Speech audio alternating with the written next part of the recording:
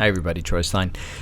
If you want to record your lectures, let's get the slides ready. From PowerPoint, you go to Slideshow and Setup. Where is it here? Setup Show, right? And the Setup Show will open up this window here.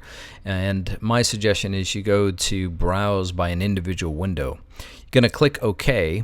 And then when it's time to actually start your slides, there's a button down here for the slideshow, and that opens it up in a window, which makes it relatively easy for you to kind of resize. As you can see in this one, and even as I go through the slides, you can tell that this is way wider than the actual slides are. So if you know that your slides are all kind of the same size, just shrink it so that it fits like the right size. And then you can move it around, right? So with your slides kind of ready to go, we'll even click in here and we'll go up till we get to the front of the slides. And now let's click on New Recording. On the Mac, it's going to open up a little window over here. It's pretty simple. It's going to ask, what do you want to record on the left-hand side? We're going to choose a region, and that will give us some crosshairs here. We'll go and say, yeah, we're going to take that. So you click and drag, and then you click OK. Then you're going to ask yourself, do I want to record my webcam? If I do, great, click OK. Do I want to record my microphone? And if you're working off of a Mac, your microphone off of your Mac is just fine. If you happen to have a USB microphone, use a USB microphone. Also, as a rule of thumb, 3 or 4 fingers from your microphone is usually about the distance that you want to use. Finally, system audio is whether or not you want to record any sound effects or anything that's going on the computer. Let's hit start. Let's go for it. The thing that I recommend is doing a simple test recording. Testing 1, 2, 3. Hi, this is Troy. I'm going to be testing my microphone. Hopefully it sounds okay, right? And then up here I will stop the recording.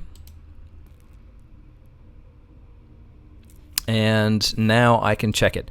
The reason we do a test recording, I hope, is obvious, which is you don't want to record for 15 minutes and or longer, and then realize that for whatever reason the sound didn't work. So you can play it back. Testing 1, 2, 3. Hi, this is Troy. I'm going to be testing my microphone. Now the good news is that Camtasia 2019 will automatically bring up your audio levels to YouTube levels. Like there's a standard for how loud the volume should be, so at least this gets you close there. If that checks out, right, and that's good to go, great. Let's just go ahead and delete that off of the timeline. Clicking and delete. We'll go back to record. We'll hit that one more time, and let's then record for real. And hi everybody, this is Troy saying let's walk through this lecture on the Milky Way galaxy.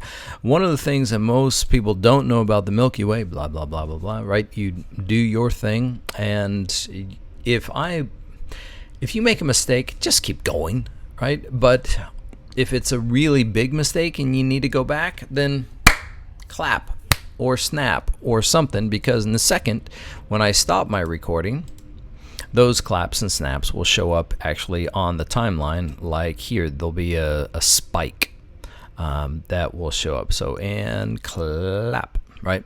And that will allow me to be able to see on the timeline, oh wait, where did I make the mistake? Okay, fair enough. And I can cut those out. We'll talk about editing in a minute, but that's at least the recording process. All right, let's talk about editing. So we have on the timeline here a screen recording. That's this bottom one right here. We've got an audio and a video recording. That's that one here. So if I click on it here, it's yellow. And you can also see up here that it's kind of got this rectangle with dots around it. This yellow means it's selected. This with dots means it is active and can either be moved or resized, which we'll talk about in a second. But for now, let's just move it off to the side for a second so it's not covering up the screen. what is in here that we're moving around is something called the preview window. So this is going to preview what your users are going to see, and you might as well begin to kind of fill it up. So let's, since the majority of what we really want to talk about is probably going to be the slides themselves, I can either click in here on that slide, or I can click down here. When I'm clicking down here, once again, this turns to yellow. Highlighted means this is kind of active, or I can click up here, and again, if I want to, I can resize things and maybe grow them just a little bit, and then I've got my screen recording, and I can move that right there.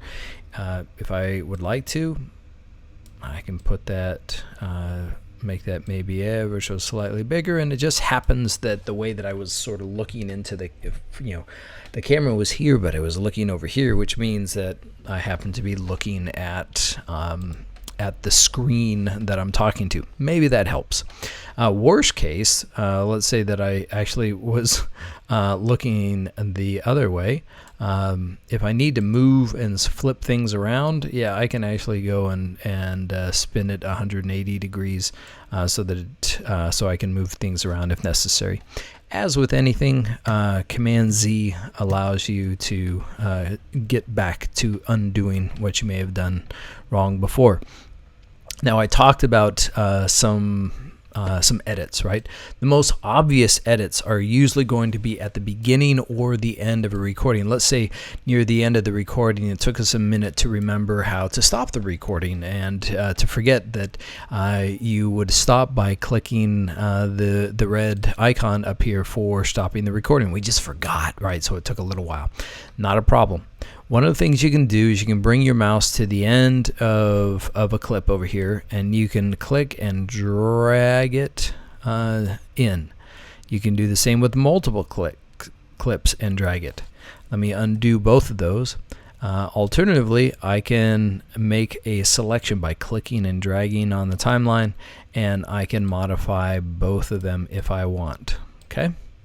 Now, as we showed somewhere in that recording, there was a time in which we pretended to have made a mistake.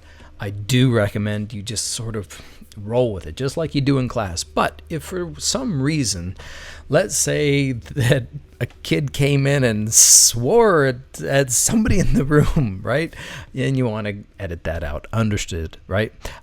We have a little spike on the timeline here. You can see it. In fact, if I zoom in a little bit better, that's what this does here. This allows me to zoom in on the timeline, and I can say, okay, clearly it was after that snap that I resumed my process. So fair enough, I'm going to split everything there. I can also do, let me undo that, I can do a shift or Command T, or I can do a Command Shift T, and that's going to split everything. So it's going to not only split my camera recording, but my screen recording, and I can go back and listen to about where the mistake was made before the outburst was.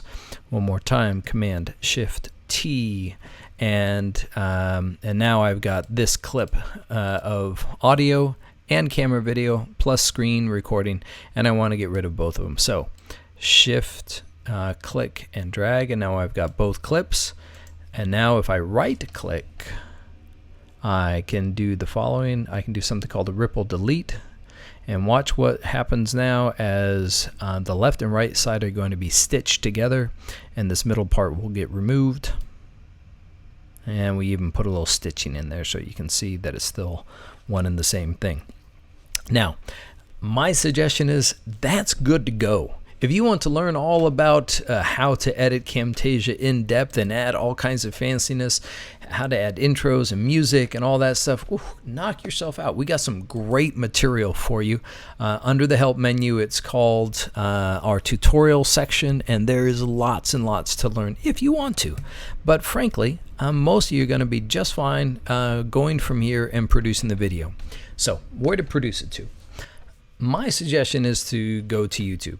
And one, all your students can get there. It's not going to be hard to be able to share it out. Once you log in with your account, it'll verify it, and then you give it a name. We're going to call this one the Milky Way. And I can give it a name, like let's say this was 7 April 2020, and I'll put some text in there if I want to. I can have this be public so that the world can see it, or I can actually just have it be unlisted so that the whole world can't see it, but my students who get the link can, and then I'll hit share. I don't need to create a table of contents from the markers. I'll just leave that out for now. Since we're going to YouTube, they're not going to support those table of contents anyways. But so it's going to upload this video in a second. We'll get back a link for this. I can tell you that sometimes if you're publishing in the afternoon, YouTube gets a little bit busy with the rest of the planet being online, and sometimes it'll get to the end of this publishing and it'll say, oh, sorry, I couldn't finish, and I can show you how to work around that one.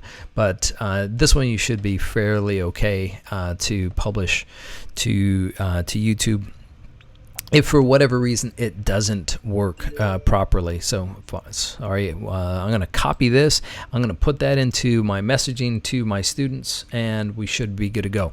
Now, if for whatever reason, like I mentioned, that doesn't work, that's all right.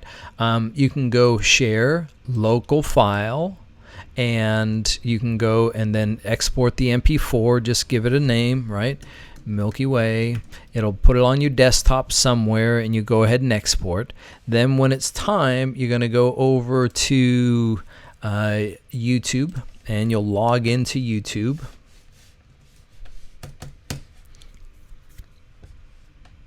And then you'll go to upload a video, and you'll choose that file, and you can take it from there. Okay, that should do it for the basics of recording, editing, sharing of a video. If you need to learn how to create a YouTube playlist, there are YouTube videos about creating YouTube playlists, but I don't have any specific expertise other than it's really not hard. Thanks a bunch for watching and learning, and for teaching our kids. I greatly appreciate the service you provide.